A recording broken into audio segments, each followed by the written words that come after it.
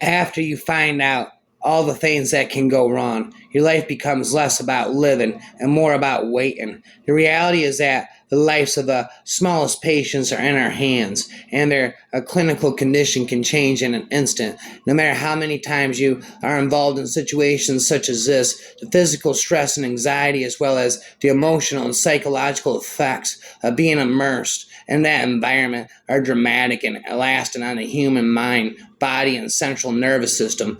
These effects are severe, and I firmly believe that they're cumulative over your lifetime. Don't worry, I'm a doctor. Besides, whatever I do to you is okay because I'm a doctor. Trust me. Now, on a scale of 1 to 10, how painful would you say this is? Doctors, professors, and scientists were unknowingly assimilating incorrect or half true information in order to regurgitate it to populace, because the populace held these professions in the highest regard. Their disseminated information was believed as if it was coming out of the mouth of gods. It's true that AI can mimic the human brain, but it also can outperform us mere humans by discovering complex patterns that no human being could ever process and identify. We come unbidden into this life, and if we are lucky, we find a purpose beyond starvation, misery, and early death, which, lest we forget, is the common lot. I grew up and I found my purpose, and it was to become a physician. My intent wasn't to save the world as much as to heal myself. Few doctors will admit this, certainly not young ones, but subconsciously in entering the profession, we must believe that ministering to others will heal our woundedness, and it can, but it can also deepen the wound. The life is so short. The craft so long to learn. The clown wanted to bypass all medical care and cure his cancer with a not nature rapathic doctor. What a fool, right? Carver's smirk widened a little. That's right, my good man. They shouldn't even be able to call themselves doctors, making people eat roots, tree bark, dirt, and whatnot. If they stopped trying to peddle their snake oil, maybe they'd stop mysteriously dying or disappearing. Carver paused for a few seconds, grinning at Frank, and silence creating an awkward moment. I was able to shake off the near-death experience, and whether it was true or not, I was able to use it as some sort of a moral validation as to the importance of my existence, or at least the importance of me completing this job, because clearly God, the universe, or whoever understood that there was no other human being alive on this earth stupid enough to take this job. Blah, blah, ka, da, na, na, da, da, da. One of the greatest realizations that I clumsily stumbled upon during this process was that these people didn't need someone like me to tell them what to do. They needed someone like me to show them what can be done together. Each patient carries his own doctor inside them. And when I arrived, I did the job of 6 people and worked over 100 hours per week for more than a year until I collapsed in my yard and nearly died. The night before a brain surgery, I thought about death. I searched out my larger values, and I asked myself if I was going to die. Did I want to do it fighting and clawing, or in peaceful surrender? What sort of character did I hope to show? Was I content with myself and what I had done with my life so far? I decided that I was essentially a good person, although I could have been better. But at the same time, I understood that the cancer didn't care. I asked myself what I believed. I had never prayed a lot. I hoped hard. I wished hard, but I didn't pray. I had developed a certain distrust of organized religion growing up, but I felt I had the capacity to be a spiritual person, to hold some fervent beliefs.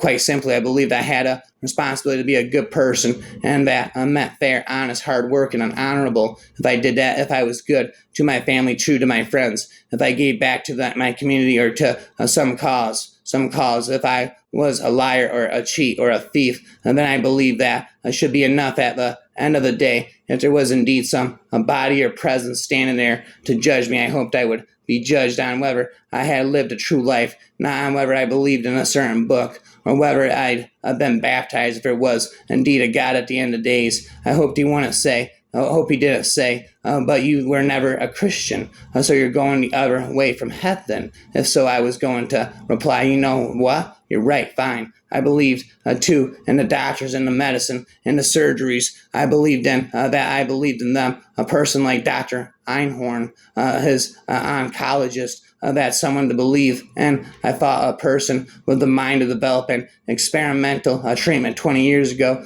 that now could save my life. I believed in the hard currency of his intelligence and his research. Beyond that, I had no idea where to draw the line between spiritual belief and science, but I knew this much. I believed in belief for its own shining sake, to believe in the face of utter hopelessness, every article of evidence to the contrary, to ignore apparent catastrophe, what other choice was there? We do it every day. I realize we are so much stronger than we imagine, and belief is one of the most valiant and long-lived human characteristics, to believe when all along we humans know that nothing can cure the briefness of this life, that there is no remedy for our basic immortality. That is a form of bravery, to continue believing in yourself, believing in the doctors, believing in the treatment, believing in whatever I choose to believe in. That was the most important thing I decided it had to be. Without belief, we would be left with nothing but an overwhelming doom every single day, and it will beat you. I didn't fully see until the cancer, how we fight every day against the creeping negatives of the world, how we struggle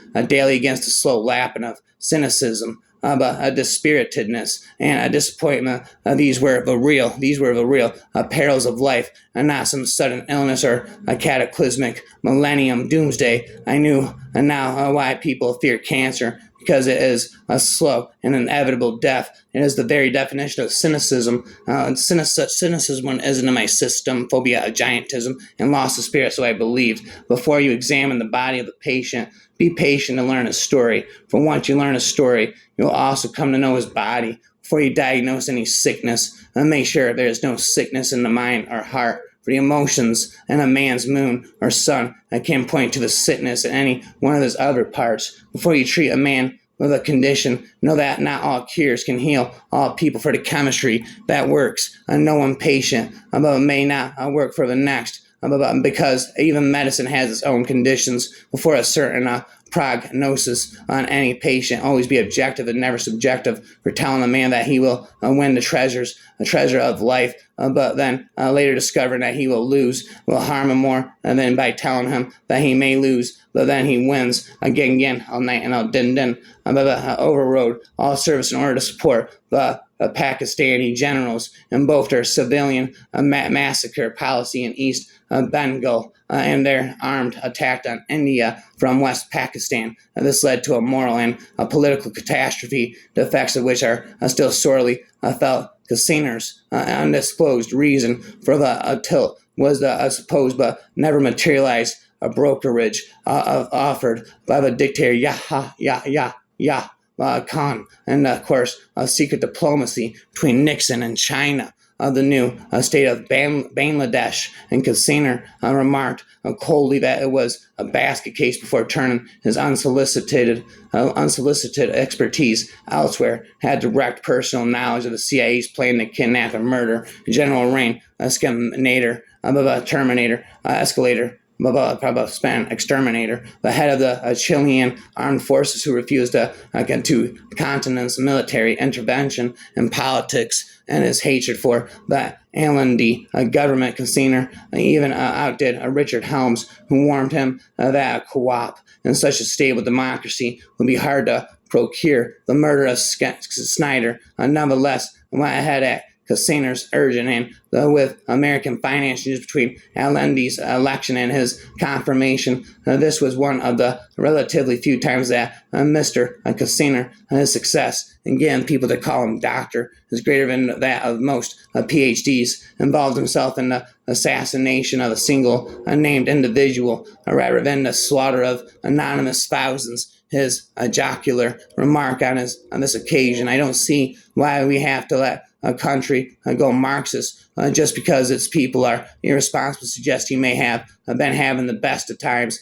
Casiner approved of the preparations by Greek fascists for the murder of President Makarios, and sanctioned the co-op, which tried to extend the rule of the Athens junta, a favorite client of his, to the island. When despite a great waste of his life, this co-op failed in its objective, which was also Casiner's enforced partition. Casiner promised Cusely switched sides to support an even bloodier intervention by Turkey. Thomas Boya went to Caesar in advance of the anti-Macarios Pustas and warned him that it could lead to a civil war. "Spare me a civics lecture," replied Caesar, who was, as you can readily see, had an aphorism for all occasions, endorsed a covert policy of supporting Kurdish revolt in northern Iraq between 1974 and 1975. With deniable assistance also provided by Israel and the Shah of Iran. Caesar made it plain to his subordinates that Kurds were not to be allowed to win, but were to be employed for the nuisance value alone. They are not to be told that this was the case, was soon found out when the Shah and Saddam Hussein composed their differences in American aid to Kurdistan was cut off. Hardened CIA hands went to Caesar for an aid programming for the many thousands of Kurdish refugees who were thus abruptly created. The apert coup of the day was foreign policy should not be confused with missionary work. Saddam Hussein heartily concurred. But Spen, haven't you heard that the bird is the word?